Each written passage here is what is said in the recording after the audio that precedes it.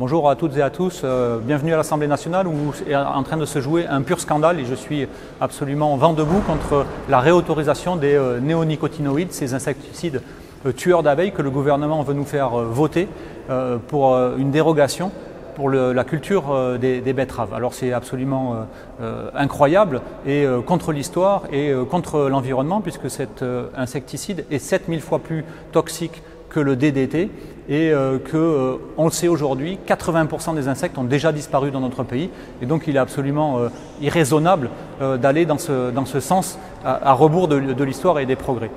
Sur un prétexte qui serait celui de lutter contre la jaunisse de la betterave qui ferait perdre un peu de rendement à la filière et qui, selon eux, mettrait en péril toute la filière sucre et menacerait son effondrement. Et y compris, nous disent-ils, vous priverez d'avoir du sucre dans votre assiette demain, ce qui est absolument faux, puisque sur la totalité des volumes qui sont produits en France, la moitié s'en va à l'export, la moitié reste ici dans notre pays, et sur cette moitié qui reste ici en France, seulement 10% est utilisé pour des usages de bouche, à savoir 10% seulement se retrouvent dans vos assiettes. Donc on voit que ce prétexte est absolument fallacieux et n'a pas de réalité. Sur la réalité économique également de la filière, où on nous dit que finalement on va tuer tout ce monde agricole et qu'il faudrait absolument pouvoir aider les agriculteurs à continuer à pulvériser de la chimie pour s'en sortir. C'est absolument faux. Il faut les aider à aller vers un modèle plus résilient, plus respectueux de l'environnement.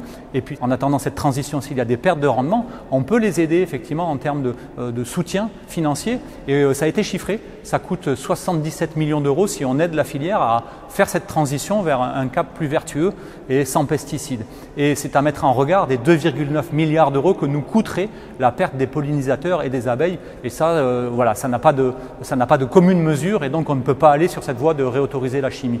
Enfin, sur le registre de l'emploi qui est agité par des chiffres qui nous sont livrés comme ça, 46 000 emplois seraient menacés dans la filière. C'est des chiffres qui sont balancés, si je peux m'exprimer ainsi, par Tereos, un des grands géants sucriers, qui en fait essaye de nous faire peur, mais qui n'a que pour objectif de continuer à tenir les agriculteurs sous sa pression pour avoir de la matière première peu chère, pour que ces géants du sucre qui tirent toutes les ficelles, qui financent également l'ITB, l'Institut technique de la betterave, qui finance massivement, continuer à avoir comme ça la plus-value qui rentre dans leur caisse et qui ne va pas effectivement sur le travail des agriculteurs et qui ne permet pas de régler les problèmes de la filière qui est en difficulté depuis bien avant cette année, qui est depuis plusieurs années très en difficulté du fait de la fin des quotas qui a été poussée notamment par ces géants sucriers qui aujourd'hui voudraient nous faire un recul majeur pour l'environnement. Donc il faut en terminer avec ça. Je vous invite à être vigilant, de voir qui va voter contre cette aberration environnementale économique, qui veut tuer les abeilles, qui veut en finir aussi avec la filière